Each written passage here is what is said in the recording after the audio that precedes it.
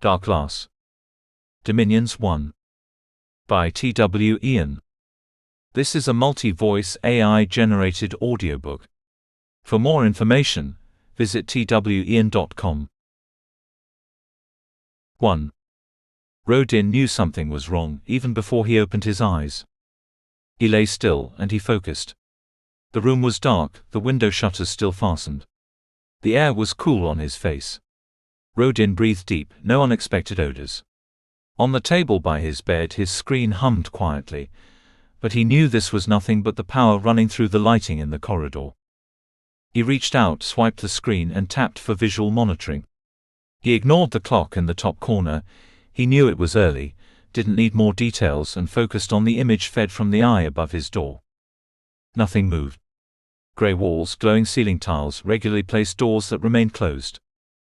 The audio feed still gave its constant hum, and suddenly Rodin knew what had woken him. Footsteps. Tapping the screen, he called up the routine he'd installed, the one that recorded eye data. He scrolled back a couple of minutes. Still nothing. He scrubbed back and forth. The image flickered, yet only showed the grey floor, part of the wall opposite, and the edges of 2 other doors. Another flicker, then more of the same. He scrolled back, knew there was something he couldn't ignore, his intuition. He watched the empty corridor, the dark grey doors. The image flickered, one of the common issues with hacked feeds. Or with looped footage. Rodin swallowed, his mouth dry. Sweat cooled on his bare arms. He tapped again, calling up the hacked feeds from other door eyes. Again he scrolled through the data. And saw the intruder. The figure wore a hood to disguise their face. They were short, and wore a tight jacket that revealed a toned figure. They moved with confidence, never hesitating, and even when they reached Rodin's door they didn't glance around. Because they knew his eye had been tampered with. Rodin watched the intruder reach into a pocket, then hunched over, their body blocking whatever they were doing to his door. Rodin tapped, bringing up another hacked feed, but this one was no better. The intruder was working too closely to the door, as if he knew Rodin might access other eyes. Even when he crouched, his hands by the base of the door, he used his body to shield his actions. Then the intruder stood and walked down the corridor. They pushed through the door to the stairwell, and Rodin lost sight of them. But they'd done something to his door. Tapping, he called up live feeds focused on his door. There was nothing obviously untoward, so he ran the feed through filters. Infrared, gray scale, heat, gamma residue. Nothing. At least nothing until he ran the last filter, the one he'd bought only to keep Joran sweet. High-intensity light flooded the scene for a fraction of a second, too quick to register with the naked eye. But the eye took a screen capture, and Rodin panned over it intently. And there it was. At the base of the door, ankle height, was a bright line almost too thin to see. Tripcord. It could be there only to trip him when he left the room, but the intruder had done something before stooping to the ground. This tripcord was a trigger. Rodin spent a few minutes zooming over different images of his door, searching for anything that looked out of place. There were no marks, no discoloration when he compared the image with one he pulled from earlier footage. In frustration, he resorted to flipping from one image to the other, back and forth, back and forth. Only then did he see it. His jaw unclenched and Rodin breathed out slowly. There was a bulge in the right side of the doorframe, about halfway down. And Rodin knew exactly what it was. He'd used something similar on a job a few months ago. The guard had walked through the sensor, which triggered the micro-explosive hidden in the tape on the window over the far side of the warehouse. The diversion had worked. When the guard went to investigate, Rodin slipped past, accessed the target and removed them with a blade across the man's throat. But Rodin's intruder had not booby-trapped Rodin's door as a diversion. Their intent was far more lethal. Rodin slid from his bedroll and dressed, hardly needing the blue glow from the screen. Still considering options, he opened the room's storage unit and pulled out his pack. Neither tripwire nor explosive tape were cheap. That meant the intruder had financial resources. They knew where Rodin lived, and they acted with professional calm. Rodin reached into his pack and pulled out his work implements. There was no time for a thorough check, so he stowed only the essentials. A blade on each hip, another in the sheath down the side of one boot. Screen inside his jacket to the left, micro-eye and roll of tripwire to the right. Then he took his lance, careful not to stick himself with the exposed needle, and stored it in the secure pocket on the left of his jacket. With his lance in place, Rodin felt ready. He placed the remaining tools back in his pack, then added his belongings, bedroll, spare clothing, second screen, wash bag.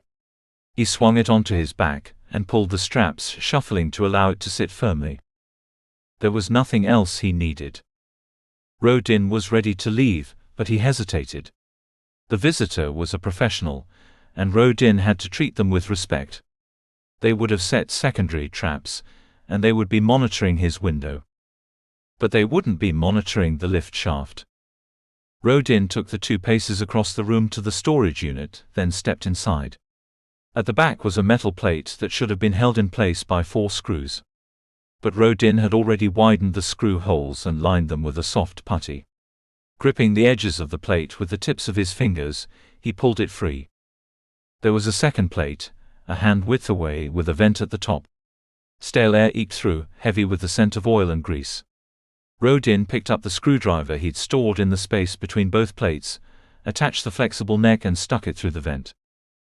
He breathed steadily, knowing it wouldn't do to rush. He rubbed his thumb and one finger on the screwdriver's control panel, twisting the neck to bring the tip in line with the first screw. Then he triggered the auto-rotate and the screw slowly turned. As he worked, he ran through recent contracts, those who might hold a grudge against him, other assassins who wanted him gone. A job like his wasn't conducive to making friends, and no individual or organization stood out. There were too many people who wished Rodin dead. He removed all 4 screws, bringing them back through the vent and laying them carefully on the storage unit's flooring. Rodin slid his fingers through the vent, pushed the plate gently from the wall, twisted and pulled it inside the storage unit. Then he leaned forward and peered into the darkness. He could see nothing, but that didn't matter. He'd practiced this.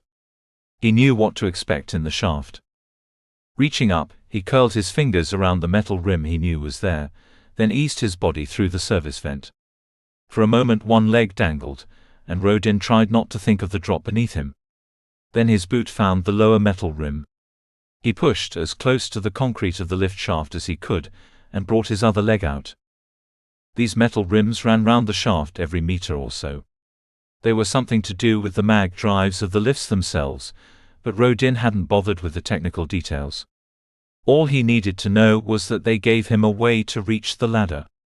It took under a minute, sliding feet and hands along these metal rims until Rodin pulled himself onto the rounded rungs. The ladder was in a declivity in the wall, presumably so that a worker using it would not be struck by the lift, although he'd heard tales of workers being clipped and falling to their deaths. He'd heard of one lift being sabotaged, the mag brakes failing, sending passengers to their doom. That had been a contract, the target one of the occupants. The other 5 passengers were probably guilty of something, wasn't everyone? But Rodin considered it a sloppy job. A true professional only killed the target. Uncontracted deaths were to be avoided unless absolutely necessary. A bolt of fear ran through him and he strained his ears. Was his intruder the kind of assassin who would send a lift crashing down on a target? But the shaft was silent, the air so still Rodin could hear his own heart. At the base of the ladder, Rodin took his screen out, pulled up the routine he used to hack the building's security. A couple of taps and the service door unlocked. There was a short corridor, a flight of stone steps and another door. This door, like the first, responded to Rodin's screen. He pushed through the door, and into the alley beside the building he used to call home. He'd escaped the trap. But that didn't mean he was free. Rodin paused in the doorway. The night air cleared his head, but he could have done without the reek of urine, rubbish and depression that hung heavy in the alley. Nothing moved. Flickering light filtered in from the road ahead, but the detritus piled high against the walls remained inactive. Rodin pulled the door closed behind him, then walked out of the alley, moving quickly through the blue-white glare from the streetlight. Horrible things. Apparently Jenna insisted on them, something about giving her district's residents security at night, But as far as Rodin could tell, they simply helped the thugs see who they were beating up. He walked fast. Never show uncertainty. But he had no idea where to go. He should see Jenna, explain what had happened. After all, she'd helped find the room for him. But she despised him as it was, and disturbing her so early wouldn't do him any favors. He kept to the edge of the cracked paving, a few meters from the buildings that would once have been teeming with life. But now windows were boarded up and doors were nailed shut. The angry streetlights showed the charcoal brickwork, and Rodin could almost smell the smoke.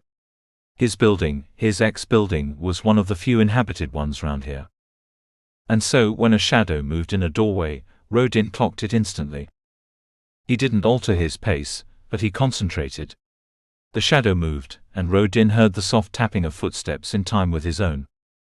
Maybe this wasn't his would-be assassin, but Rodin had to assume otherwise. His hand dropped, fingers resting on the handle of a blade. There was a side street ahead to the left. Rodin turned down it under the buzzing streetlight and sped up. Then he stepped across the street, glancing to his side as he did so. The person appeared under the light, and Rodin saw a familiar image: tight clothing, small body, hooded top masking facial features. Rodin adjusted the weight of the pack on his back and walked on. To his right was a chain-link fence, a large industrial building set back behind it. On the other side of the street was a row of trees that Rodin knew bordered a wasteland, long grass hiding discarded plastic and rubble. There was no housing, no witnesses, and no chance of interference. Rodin slowed, patting his pockets. He shook his head as if he'd forgotten something, then turned, letting his shoulders slump. As he walked toward the intruder, he concentrated, and even without looking up he saw movement, saw the thin metal spike that protruded from the intruder's hand. He almost laughed. When so many assassins used blades or even guns as their primary tool, it was fitting that Rodin's assassin would use his own tool of choice. They rested their thumb over the button, ready to inject their drug of choice the moment the needle pierced skin. Rodin's preference was Slinax, a powerful fast-acting sedative, but he knew he was in a minority in this. He had to assume the lance his intruder held contained something lethal. The man bent his knees, brought one arm across his body as a barrier. The lance was firm in his hand, the needle pointed to Rodin. Rodin walked on, muttering to himself now, keeping up his pretense. They were only a couple of paces from one another. The attacker barely came up to Rodin's shoulders, but those who were small were often fast. Rodin had to be ready for anything. 2 steps. Rodin exhaled and shook his head again, still playing his role. 1 step. He saw his attacker's right arm pull back a fraction. Now. As the arm flew at him, Rodin stepped in, turning sharply. Slammed his shoulder into the attacker's chest and grabbed the man's wrist. The man stumbled back, but he recovered quickly. Rodin ducked to avoid the fist, spun out of the way. As the man turned, Rodin kicked hard. His boot connected with the side of the man's knee. Bone cracked and the man dropped to the ground. Rodin stamped on the hand holding the lance and the man grunted high-pitched. Then Rodin dropped a well-aimed knee, striking the man's chest. Rodin pulled the lance from the shattered fingers and held the needle to the man's neck, thumb resting over the button. Who? Rodin kept his voice low but firm. The man's masked head shook. A refusal to comply. But his eyes were visible through holes in the mask, and they were wide. They showed more fear when Rodin pushed the lance, the needle piercing the man's flesh. Who are you working for? But the man shook his head again. At one time, Rodin would have admired such tenacity. But now he saw only stupid stubbornness. Rodin pushed the button. The man cried out high-pitched and started thrashing about. Rodin held him down, struggling as the convulsions grew more violent. The cry became a gurgle, and the man started to froth at the mouth. Spittle flew as his head jerked back and forth. The convulsions eased and finally the man lay still. Rodin checked for a pulse, found none, but used a blade across the man's throat just to be sure. Then he reached for the mask and pulled. It wasn't a face he recognized. And it definitely wasn't what he expected. Rodin looked down at the large blue eyes beneath the fringe of blonde hair. He took in the small nose slightly upturned and the thin cheekbones. He noted the smoothness of the cheeks, the skin so young and feminine. It made no difference that they'd hired a female, but she was barely old enough to be a woman. And it bothered Rodin that she was so good. Her training must have started when she was a small child. That couldn't have been her own decision. Rodin knew this could reflect badly on himself. Others, Jenna, would see a girl first, an assassin second. And he was being watched. The figure stood in the shadow of a tree on the edge of the wasteland. He was tall, wearing a long coat, his hands in the pockets. His face was further shaded by a wide-brimmed hat. The clothing was out of place, impractical. But the man stood confidently. He made no move toward Rodin. The stranger's head nodded, the slightest of movements. He reached up for his hat, grabbed the rim and pulled like he was greeting Rodin. Then he turned and walked nonchalantly away. Rodin resisted the urge to chase after him. There was a confidence about the man that unnerved him. The man rounded the corner and disappeared from sight. Rodin glanced down at the girl, the lance still stuck in her neck, and then he stood. He took a breath, held it for a few seconds before releasing. A dead assassin and a mysterious stranger. And the sun wasn't even up yet. This wasn't the best start to the day.